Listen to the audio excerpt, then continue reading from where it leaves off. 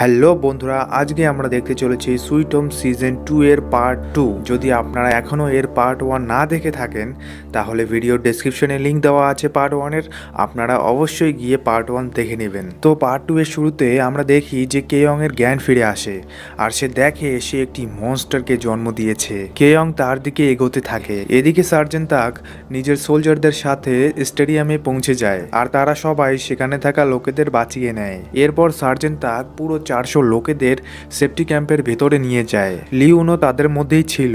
সাথেই এখানে আমরা কিছু নতুন ক্যারেক্টার্স দেখতে পাই, যাদের মধ্যে একজন লেডি চিফ জিও ছিল, যে আগে গিয়ে সবাইকে সামলাবে। এদের সাথে ডক্টর লিমো ছিল। এখানে আরো অনেক কয়েকজন ক্যারেক্টারকে দেখানো হয়। তারপর তারা সবাই সেফটি ক্যাম্পের ভিতরে যেতে থাকে। এরপর কাহিনী কিছু সময় আগে চলে যায়, যেখানে এই মনস্টারাইজেশন শুরু হওয়ার প্রায় 337 দিন হয়ে গেছে। এখানেই আমরা সেই স্টেডিয়াম দেখি যেখানে বেঁচে থাকা সার্ভাইভার্সরা ছিল। মিলিটারি অফিসার্স বাইরে গিয়ে এদের জন্য খাবার নিয়ে আসে। সার্জেন্ট তাক এখানে সব মিলিটারি অফিসার্সদের লিডার হয়ে যায়, যার অর্ডারে সব অফিসার কাজ করে। এখন এখানে সব লোকেদের চেকিং করা হয়। সবার হাতে সেই কাটার চিহ্ন দেখা হয়। তখনই জাংসু বলের সাথে খেলতে খেলতে একটি অফিসারের সামনে চলে আসে। সেই অফিসার জাংসুর হাতে একটি চিহ্ন দেখে। তার মনে হয় জাংসু ওই ইনফেক্টেড হয়ে গেছে। এই জন্য সে জাংসুকে চাকু মেরে চেক করতে চাইছিল। চ্যানিয়াং তাকে এমনটা করতে মানা করে, কিন্তু সে তার কোনো কথা শোনে না। তখনই এখানে লিউন এসে তার চাকু ধরে ফেলে।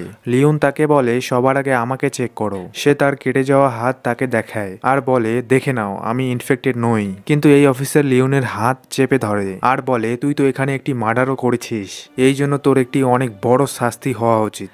এখন লিউন কার মার্ডার করেছে এটা তো আমরা আগে জানবো। চ্যানিয়াং সেই অফিসারকে আটকায় আর লিউন এখান থেকে চলে যায়। এখানে সেই লেডি জাংসুর হাতে অল্প একটু কেটে সেই অফিসারকে দেখায় আর বলে, দেখে নাও এ ইনফেক্টেড নয়। এটা দেখে সেই অফিসার এখান থেকে চলে যায়। এরপর আমরা একটি ছেলে জুনিলকে দেখতে পাই, যে কোথাও যাচ্ছিল। অপরদিকে চ্যানিয়াং একটি বৃদ্ধ মহিলাকে চেক করতে যায়। আর এই বৃদ্ধ মহিলা আর কেউ না, জুনিলের মা, যে অনেক অসুস্থ ছিল। আসলে তার ক্যান্সার হয়েছে আর ব্যথায় তিনি ছটফট করছিলেন। এই জন্য চ্যানিয়াং তাকে কিছু ওষুধ দেয়।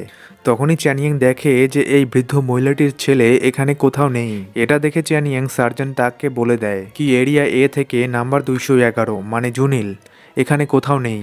এটা শুনে সার্জেন্ট তাক সিকিউরিটি ক্যামেরায় দেখে, তো সে ক্যামেরায় জুনিলকে দেখতে পায়। এদিকে জুনিল মিলিটারি অফিসার্সদের রুমে চলে আসে। সে অফিসার্সদের বলে, আমিও তোমাদের সাথে বাইরে যেতে চাই আর মনস্টারদের মারতে চাই, কিন্তু অফিসার তার খিল্লি ওড়ায়। তখনই জুনিল তাদের লাঠি দেখায় আর বলে, আমি তোকে মেরে ফেলবো। এখানে আমরা জানতে পাই যে জুনিল মানসিকভাবে অসুস্থ আর এত বড় হওয়ার পরেও সে বাচ্চাদের মতো আচরণ করে।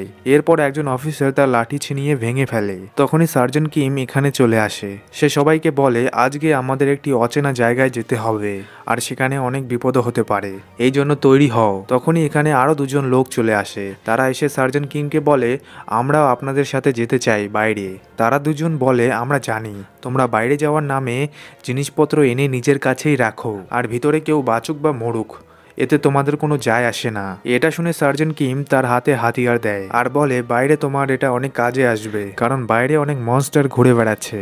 তখনই আরেকজন বলে, আমাদের বাঁচানোর কাজ তো তোমাদের। তখনই সার্জেন্ট কিম বলে, আমরা কি পাগল নাকি যে তোমাদের মতো লোকেদের জন্য আমরা আমার জীবনের ঝুঁকি নেব? সার্জেন্ট কিম আর বাকি সবাই বলে, তোমরা যদি বাইরে যেতে চাও তো যেতে পারো। কিন্তু এখন এই দুজন একাই বাইরে যেতে ভয় পেয়ে যায় আর বাইরে যায় না। এরপর সার্জেন্ট কিম তার টিমের সাথে মিশনে যাওয়ার জন্য রেডি হয়। এদিকে আমরা আরেকজন অফিসার ইয়ং সিওকে দেখতে পাই, যে এখানে থাকা একটি মেয়ে জিনাকে পছন্দ করে, কিন্তু জিনা অনেক অসুস্থ ছিল। এই জন্য ইয়ং সিওক তাকে বলে, এইবার আমি অবশ্যই তোমার জন্য ওষুধ নিয়ে আসব। এরপর সে সার্জেন্ট কিম আর বাকি সবার কাছে চলে যায়। এদিকে জুনিলের মা তাকে অনেক মারছিল। সে তাকে বলে, তুই আমাকে এভাবে কতদিন জ্বালাবি? সে জুনিলকে বলে, তুই বাইরে কেন যেতে চাস? এতে জুনিল তার মাকে বলে, আমি বাইরে গিয়ে তোমার জন্য ওষুধ নিয়ে আসতে চাই। জুনিল তার মাকে তার ভেঙে যাওয়া দাঁতগুলো দেখায় আর বলে, যখন তুমি ব্যথার কারণে তুমি তোমার দাঁত চেপে ধরো তো সেই দাঁতগুলো ভেঙে যায়, যা দেখে আমার অনেক কষ্ট হয়।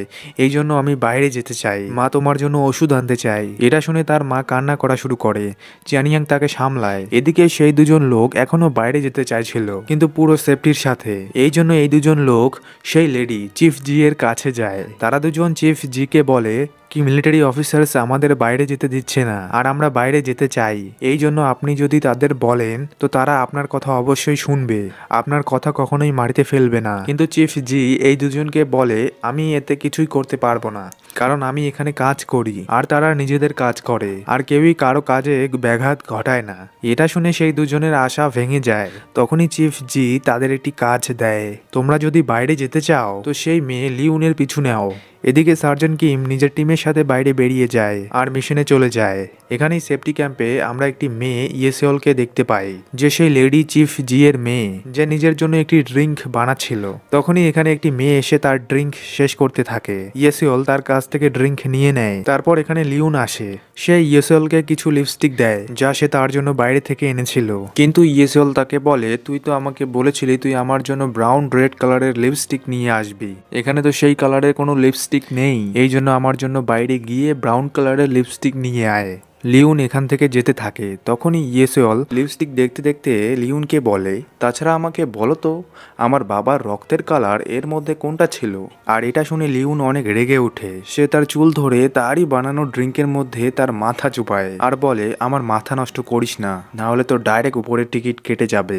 এটা বলে লিউন এখান থেকে চলে যায়। তো এখানে এই সমস্ত কথায় আমরা বুঝতে পাই কি লিউন এখানে যে লোকটির মার্ডার করেছিল সেটা আর কেউ নয়, ইয়েসেলের বাবা আর চিফ জির হাজব্যান্ড ছিল। আর এই কারণেই চিফ জি সেই দুজন লোককে লিউনের পিছু নিতে বলেছিল। এরপর এখানে আমরা সিয়ং ওয়ানকে দেখতে পাই, সে একজন প্রিস্ট ফাদার পিটারের সাথে গেম খেলছিল। আর এরা এখানে টাকা নয় ব্যাটারিস বাজিতে রাখে, আর ফাদার পিটার এখানে জিতে যায়। এদিকে সেই দুজন লোক লিউনকে যেতে দেখে, তারা দুজন লিউনের পিছু নেয় আর ফাদার পিটার এই সব দেখে ফেলে। এখানে লিউন এই জায়গায় থাকা একটি গুপ্ত রাস্তা দিয়ে বাইরে যেতে থাকে। সেই দুজন লোকও লিউনের পিছু নিচ্ছিল।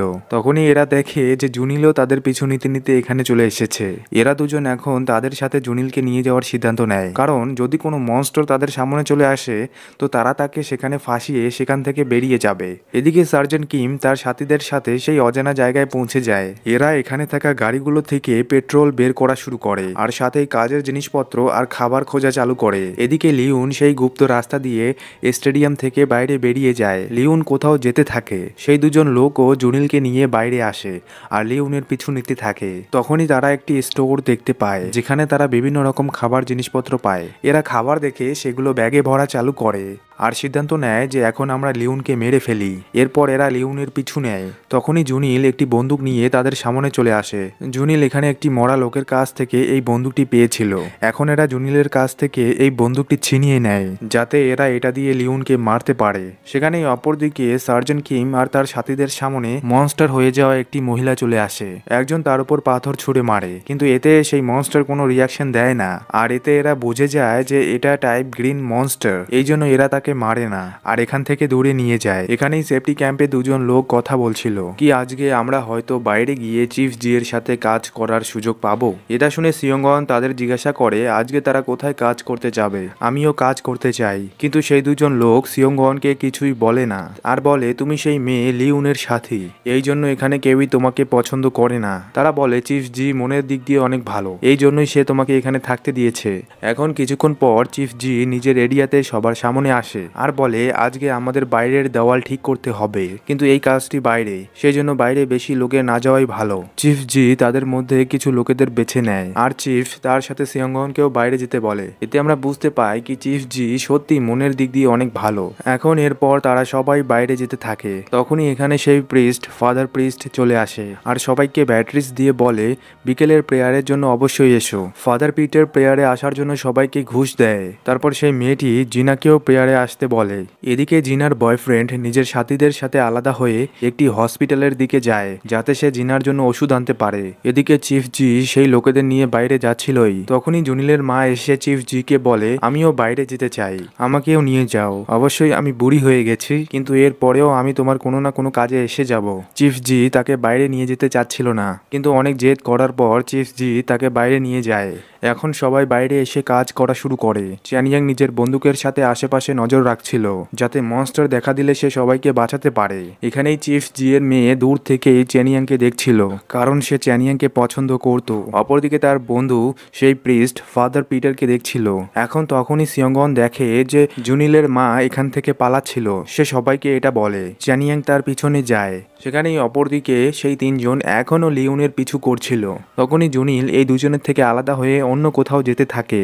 এরা দুজন জুনিলের চিন্তা না করে লিওনের পিছু নিতে থাকে। তখনই লিওন এদের দেখে ফেলে আর এখান থেকে পালায়। এরা তার উপর গুলি চালায়, কিন্তু লিওন বেঁচে যায়। লিওন একটি গাড়িতে গিয়ে লুকিয়ে পড়ে। ওদিকে সেফটি ক্যাম্পে জুনিলের মা এখনও পালাচ্ছিল। চ্যানিয়াং আর চিফ জি তাকে আটকানোর চেষ্টা করে, কিন্তু সে থামে না।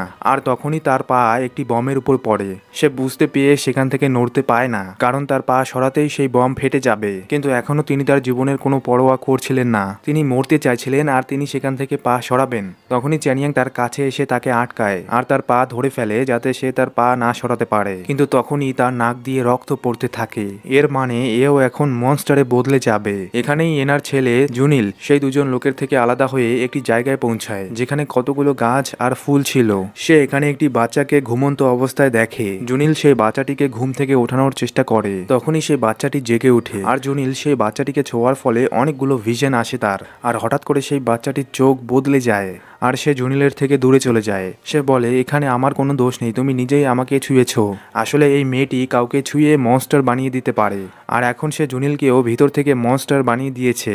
এই মেয়েটি জুনিলকে এখানেই ছেড়ে চলে যায়। জুনিলের বডিতে অস্বাভাবিক কিছু হতে থাকে। এদিকে সার্জেন্ট তাক সবকিছু জানতে পায়। সে জুনিলের মা আর চ্যানিয়াং এর কাছে যায়। সার্জেন্ট তাক চ্যানিয়াংকে সরতে বলে আর বমকে দেখে, কিন্তু দুর্ভাগ্যজনক তিনিও বম ডিফিউজ করতে জানতেন না। কিন্তু এরা অন্য একটি উপায় খুঁজে বের করে। এদিকে সেই দুজন লোক লিওনকে মারার জন্য তাকে খুঁজে বেড়াচ্ছিল। লিওন একটি গাড়িতে লুকিয়ে ছিল। তখনই সেই লোকটি তাকে দেখে ফেলে। লিওন তাকে লাথি মেরে সেখান থেকে পালিয়ে যায়। কিন্তু এর পরেও এরা লিওনের পিছু নিতে নিতে একটি জায়গায় চলে আসে। লিওন উপরে উঠে এদের থেকে লুকানোর চেষ্টা করে। তখনই এখানে ছোট একটি মনস্টার এসে লিওনকে নিচে ফেলে দেয়। এদিকে সেই দুজন লোক সেই মেয়েটিকে দেখতে পায় আর এই মেয়েটি তাকেও মনস্টার বানিয়ে দেয়। এরপর সেই লোকটি নিজের সাথীকে এখান থেকে পালাতে বলে। এতে তার সাথী তাকে গুলি মারে, কিন্তু সে মনস্টার হয়ে গেছিল আর এই জন্যই সে আবার উঠে দাঁড়ায় আর এই লোকটিকে মেরে ফেলে।